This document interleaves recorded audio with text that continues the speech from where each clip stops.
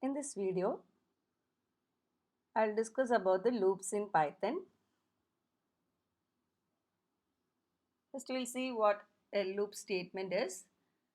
A loop statement allows us to execute a statement or a group of statements multiple times based on a condition. There are two types of looping statements in Python. One is while, the other one is for. First, we will see in detail about while. While loop is used to execute a block of statements repeatedly until a given condition is satisfied. When the condition becomes false, the line immediately after the loop in the program is executed. And the flowchart is shown here. In this flowchart, we are checking for a condition, and if the condition is true, the code following the while or for will be executed, and then repeatedly this will be checking for the condition also. After executing the code once, it will check again the condition, and if it is true, again the code will be executed, and so on. This will be repeated until the condition becomes false. Okay, once the condition is false, it will come to the next instruction in the program. While loop can be used in two ways. One is simple while, the other one is while with else. A syntax for simple while is while expression, that is, expression here is a condition. The condition can be compound condition also. Okay. This condition should be followed by a colon. Following it is the statements. The statements of while should be indented. Some space should be left here to indicate that the statements belong to this while loop. So all the statements indented by the same number of character spaces after a programming construct are considered to be a part of single block of code. For example, in this example, we have two statements after while, and these two statements, that is sum plus equal to count and count equal to count plus 1, are specified after leaving some spaces. That is what is called indentation here, and in Python it is must to indent these statements following a loop or if. So here this spaces in this indentations indicate that this group of statements belong to while loop. Okay, that is what is specified here. In the statements indented by the same number of characters form the single block of code. So the block of code here is sum equal to plus equal to count and count equal to count plus 1. Python uses indentation as its method of grouping statements. Since the print is not intended, this is a statement that will be executed once the condition becomes false. Okay. In this example, we are finding the sum of numbers from 1 to 3, and the count variable is initialized with 1. Sum is initialized as 0 initially, and then the condition here is you have to find the sum from 1 to 3, including 3. Okay, so 1 plus 2 plus 3, we are going to calculate this. So in order to do that, the condition is once the count value goes above 3, the condition is a failure. Okay, so that is false. So in that case, the statement following while, that is in this case print sum is will be done.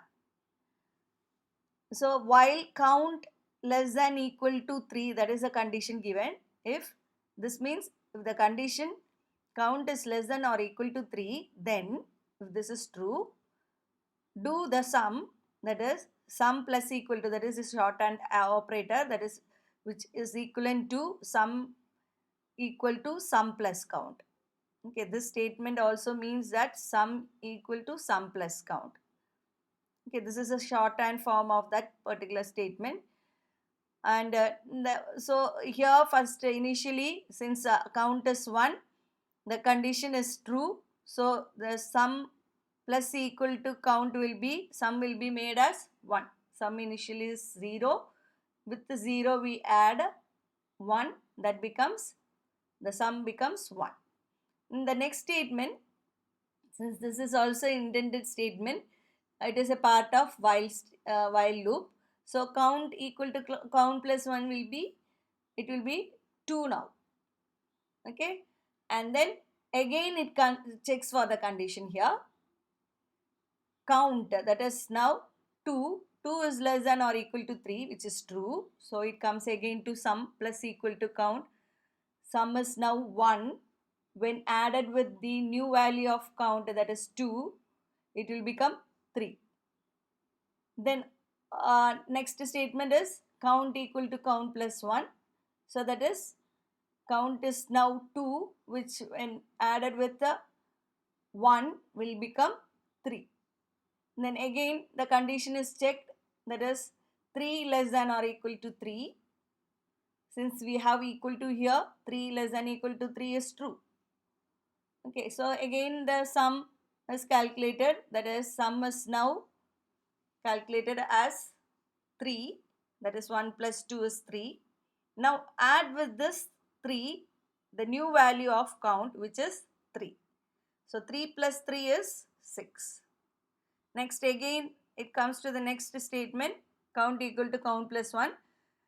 So the value of count is now 3 plus 1, that is 4.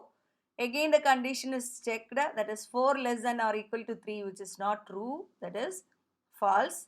So it comes to the statement that is not indented. Okay, that is, in this case it is print.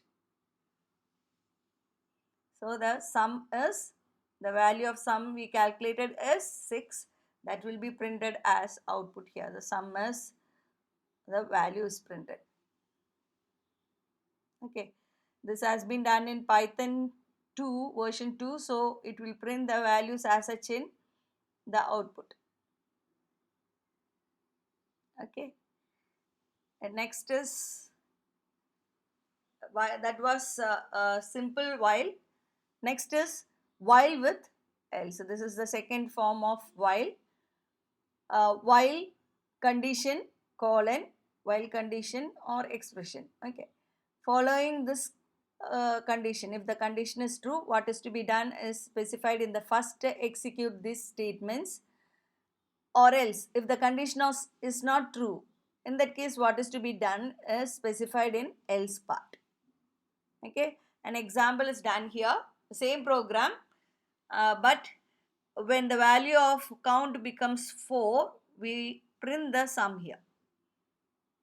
Okay, and this has been done using Python version 3, so the output will be printed like this. Okay, that is the difference between print in 3 Python 3 and print in Python 2. Okay, so this is the difference. In the previous slide, we printed the sum without using else, whereas here we are going to do the same using else. Once the condition becomes false, what is to be printed you can specify. Okay, either you can give any statement here, print is the calculation is over, you can print a statement like that also, and then after that outside of else you can print the sum, that is also is possible. Either way you can give it. This is just an example of while with else. Next is a looping statement we are going to say is for in loop. For loops are used for sequential traversal. That is, for example, traversing a list data type, string data type we have already seen in the previous videos. And this can be, a for loop can be used to iterate over a range and iterators. Iterators here means the list and string. And this can also be used in two ways, as in the case of while. We can use simple foreign, or you can use foreign with else. The first is form of foreign, that is simple foreign. The syntax for that is for control variable. Control variable is the variable that controls this loop. Okay, in the example given below, I is the variable that controls this loop. Okay, so that is the control variable. And in sequence, sequences, you can specify here any list name or a tuple name, or it can be a dictionary, or it can be an array also. Okay, and following that we have a colon, as in the case of if and while. We also here we all use here colon, and following that we specify with the indentation, that is leaving some space, the statements of for. An example is done here. This in this example we print the uh, list of fruits given in a list fruit. Okay, that is, this is an example for list iteration. And here in this program we are specifying the fruits, defining the fruits list, that is apple, orange and grapes. In order to print the values in the list, we are going to use for loop. For any variable can be given as a control variable. Okay, either you can use you can give a, b, c or anything. Okay, here I have used I. In, I is a control variable, in is a keyword, for and in are the keywords here. The other two are the variables. Okay, I is a control variable, and fruits here is the list name. Okay, that is for I in fruits, that is a defined list name. Following it is the colon, and then in order to print the values in the list, we use the print statement, print I. Okay, that will print the items one by one on the screen. Okay, this is output of this. See, print example for list iteration, that is what is given in the first line of the code. And the print statement, I have given only I. Though I have given only I, automatically in Python 3 it appends a new line character with this by default. Okay, if you give or not, it will be automatically doing it. So apple, for I in fruits, first item is apple, that will be printed first, and then the second item in the list is orange. In the next print it will print orange, in the third print it will print grapes. This is another example for, that is for iterating over a tuple. That is here print statement is iterate through the tuple, and the tuple created as stationary items. STA is the variable indicating it, and since it is a tuple, I am using here round brackets instead of square brackets. And the stationary items are specified pen, pencil and eraser. And for I in the tuple name, that is star. Okay, and following it is the colon, print I. Same as in the case of fruits, it will be displaying the items in the tuple, that is pen, pencil and eraser. The same I have done using string, that is the string is, the given string is hello everyone. For I in str, that is the string name here, str, print I.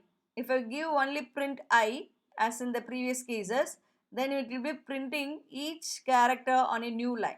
That will be displaying it hello everyone vertically. That is H on one line, E on the next line, and L on the next line, and so on. Okay, if you don't want to display it like that, and instead if you want to display it on the same line, then you can give the print, in the print statement you can give end equal to within quotes space. So here after printing H, it leaves a space. After E, again it leaves a space, and so on. If you want a comma, then you can give here end equal to within quotes comma. So it will be printing H comma E comma and so on. Any character can be given in end by default. If you don't give end, then the default value that is taken is /n, that is new line character. Before we move on to the next details of foreign, I'll first specify about the range function, which is mostly used with for loops.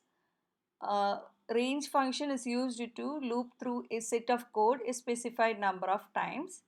It returns a sequence of numbers starting from 0 by default and increments by 1 by default and ends at a specified number. There are three ways in which this range can be used. One is specifying only one value, that is stop value. The second case is the start value and stop value are specified. And the third case, start value, stop value and the increment value, otherwise called a step value, is specified. Okay, so the range begins with a start value and ends at stop value. If start value is not given, that is in the first case start value is not given, so it will be beginning by default with 0. Okay, we'll see examples and in that we'll see how it is done. See, in this case I have given only one value in the range, that is 6. So if only one value is given, the given value is taken as a stop value and the start value is taken by default as 0. So here it is shown how it is taken. The values are 0 to 6. Okay, it ends at 6. 6 is not included. We'll begin with 0, 1, 2, 3, 4, 5. That's all. That will be the values that will be considered in range 6. The stop value is excluded from the list. Okay, so similar is the other examples. The second example, we are here using two values 0 and 6. 0, since there are two values given, the first value is taken as the start value, the second value is taken as the stop value. So here it starts at 0. 0 is included. Start value is always included in the range. So 0, 1, 2, 3, 4, 5. The stop value is not included in the list, so it is excluded. See the middle portion alone, that will be the values that will be considered. Okay. In the third case, we have three values here in the range. So the first value is taken as start value, second value is taken as stop value, and the third is the increment. How many times, by how many steps the values are to be incremented. That is what is specified in the third value. Okay, so since the step here given is 2, by default if this 2 is not given in the previous two examples, there is no third value. So in both these cases, in the previous two cases, it increments by 1. Okay, it counts by 1 by 1. Okay, whereas in this case, since the step value is given as 2, it will be counting by 2. Okay, starts from 0 and then 2, 4. See the box given at the bottom, 0, 2, 4, 6, 8. It begins with 0 and ends with 8. Okay, 10 is not included since it is the stop value. It stops before 10. Okay, so that is how it is done in range. We'll be using this in for loops. We'll see how it is done. This is an example for range in for loop. So for control variable here is I. In range, three values are used, 2, 25 and 2. Print I, and each after printing each value it includes a space. That is what is seen in the output. Since the range begins with 2, it prints 2 first, and it has to be incremented by 2. So after 2, incrementing 2, that is 2 plus 2, it is 4, 4 plus 2, 6, and so on. This is done until 25. 25 is the stop value, so that is not included. Before 25 it stops. This is how it is done using range, for using range.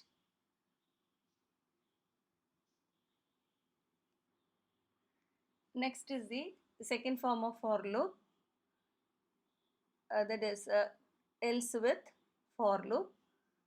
It is used to specify a block of code to be executed when the loop is finished or when the loop is over. This is an example for that. Here we print the numbers from 1 to 6. That prints from 1 up to 6 and displays a message once that is done. Okay. So here in the for loop, I in range of 6, since there is only one value given, the initial value, the start value is taken as 0 and prints 0, 1, 2, 3, 4, 5. Since the end is given as space, it prints the numbers. It leaves a space between the numbers, and this will be repeated until I becomes 6. Once it becomes 6, it becomes false. It comes to the else part and prints the message finished. Okay, that is the purpose of using else in for. After executing the specified values in the for, the statement following the else will be executed.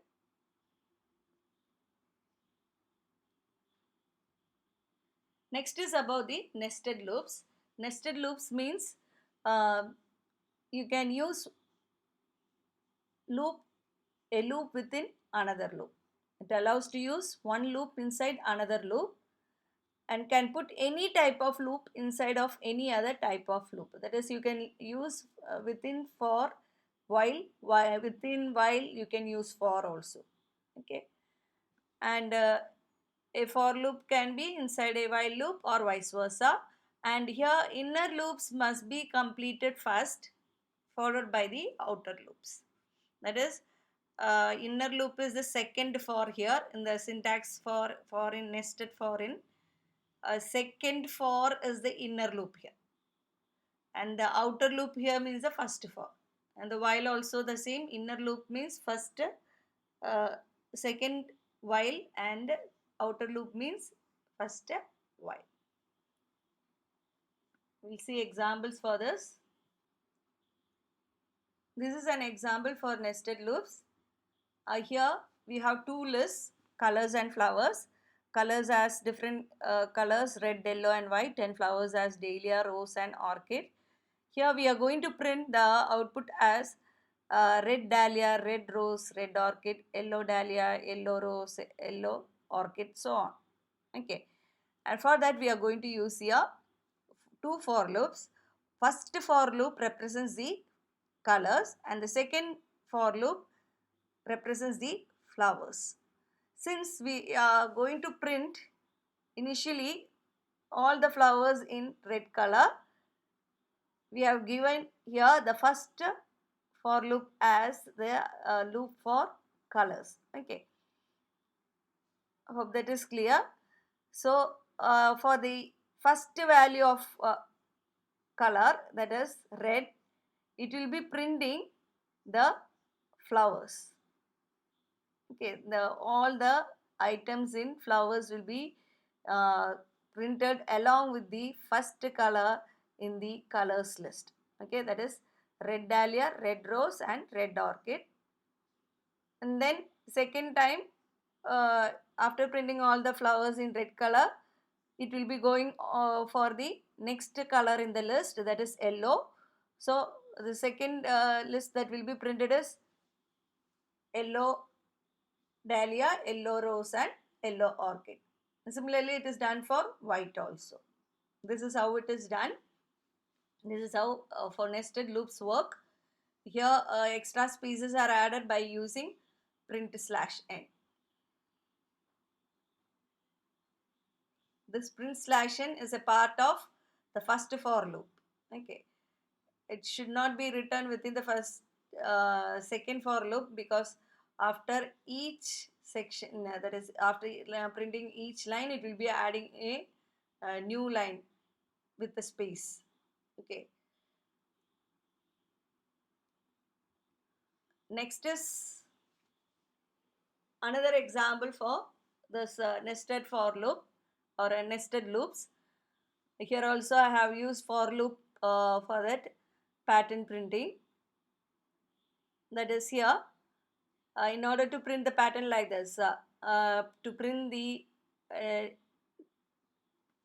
pattern based on the number, that is it prints 1 once, 2 twice, 3 thrice, 4 4 times and so on. Okay, that is here the range given is start value is 1, stop value is 5, so it will be ending at 4, and for each of this value we will be doing the printing. That is as shown in this table. How it is executed is shown in this table. Initially, the i's value is from 1 to 5. I have included in this example table only 3 values. Actually 4 will also be done, that is not included here. Okay, for the first value of I, that is 1, it will move on to the second for loop, that is j loop, where we have specified the range as only, it has only one value, that is I, so that is taken as the stop value. Start value will be 0. Okay, so that is 0 comma 1. Since 1 is the stop value, it is not included here for execution. Okay, so for j value 0, it will be printing I, which is 1. I is 1, so it will be printing 1, and that is what is outputted on the screen. Similarly, since there is no more values in j to be done, it will move on to the next value of I. Okay, first it will be completing the inner loop, that is in this case the inner loop is the loop of j. Okay, outer loop is the loop of I.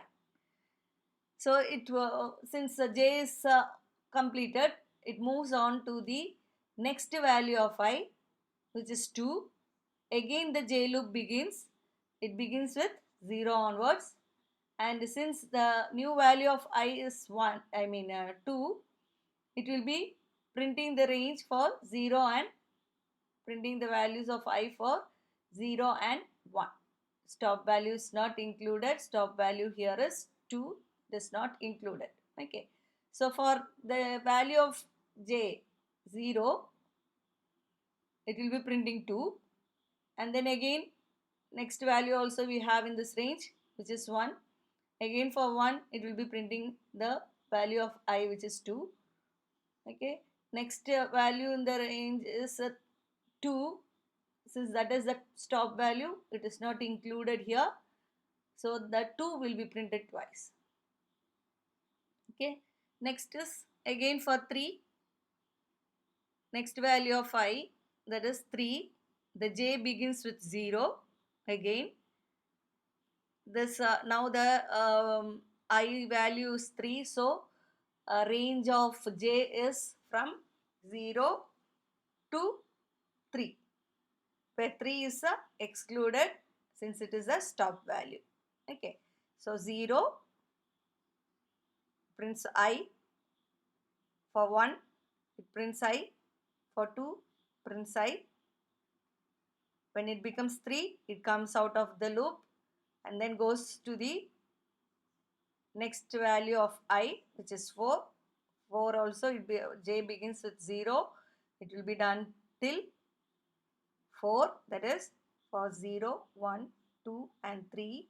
It will be printing the 4 times, it will be printing the value of 4. Okay, this is how it is done. Hope that is clear. That's all. Thank you.